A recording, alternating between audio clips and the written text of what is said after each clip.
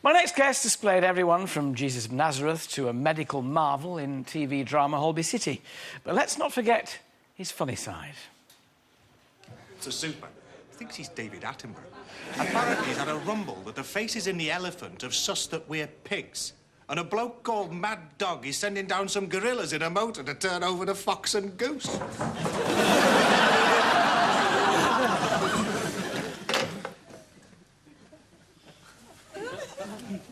They close early round here, don't they?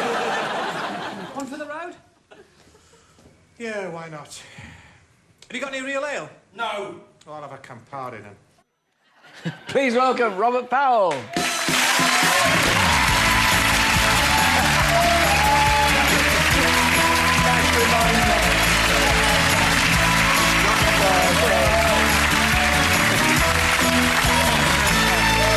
Looking back on that, it came as quite a surprise to people that you could be funny, because they always thought of you as a straight actor, and there you were with Jasper Carrot. I know. Every now and again, my daughter keeps on, because they run them on Comedy Central and things like that, and she spots it and she calls me and said, "Daddy, you're on."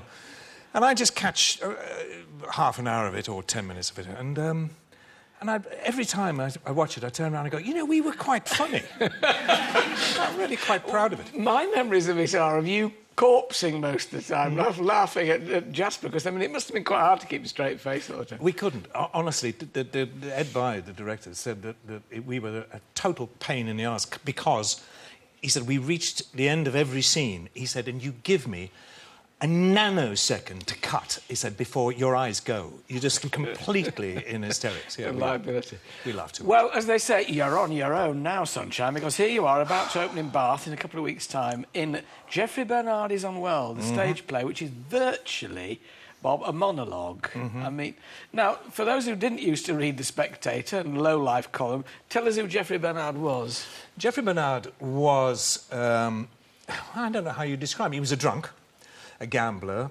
inveterate womanizer, and a journalist. A kind of, he wrote a column for the Sporting Life, and he then wrote a column for the Spectator magazine called Low Life, which was about his own slightly embarrassing experiences living in Soho. Most of which was in the Coach and Horses pub. Where he lived. Yeah. Now, the play was written by that great, great writer, Keith Waterhouse, who, bless him, is no longer with us, but he was a wonderful, wonderful writer.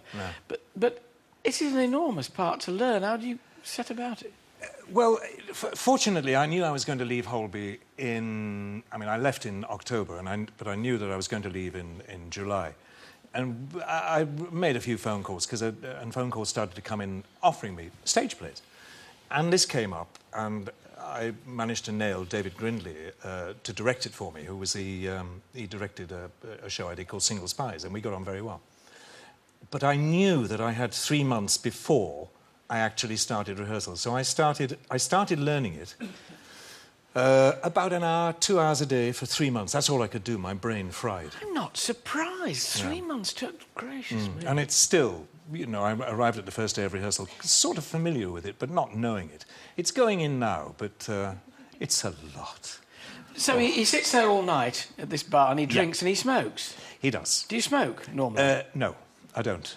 But no, I don't. We've got some. I've worked it out that I've got to smoke 4 or 5, but they're all herbal jobs. Oh, that's all right then. Yeah, it's okay. Right. Yeah. He wakes up at 5 o'clock in the morning, asleep under a table in a pub. No idea how he got there. He works it out, and he can't get out of the pub, so he just drinks himself stupid and talks to the audience about his life, and it's very funny. Do you enjoy working with an audience like that? Because normally, you know, you're breaking through that fourth wall, as it were. It's interesting, isn't it?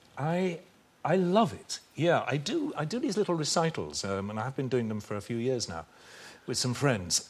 And the thing I love about doing it is I do exactly that. I actually go downstage and talk to the audience. And it's a thing that actors tend not to like doing, but I've taught myself to do it, and I actually quite enjoy it. It's different. It's a heck of a change from Holby, which I gather you didn't think you were going to be in for very long when you joined. Well, when my agent rang up 6 years ago and said, "Would I like to do Holby City?"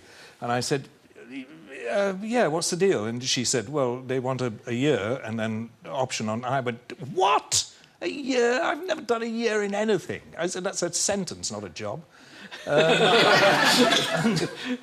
And I was terrified. I said, what if I don't like it? I said, how do I get out of it? And she said, well, it's up to you. You can take the risk or not. Anyway, I took it.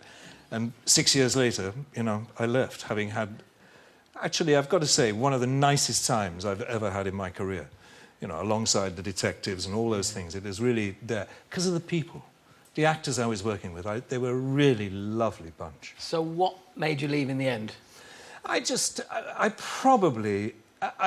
just getting too cosy. And actors like to be threatened, really. well, they do. You know, you've hit the nail on the head. And I had a long talk to myself about going back into theatre. And I find myself saying to myself what I say to other people. If you're not scared, it's not worth doing. Yeah. So I really like to actually terrify myself every now and again.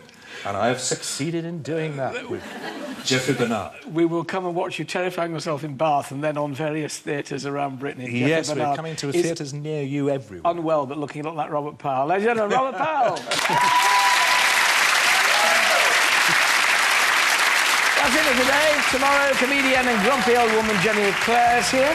We've rock royalty in the form of Roger Daltrey. Music comes from classical star Camilla Kerslake. And for the first time this series, I'll be answering your gardening questions. Tomorrow at 3. Bye-bye.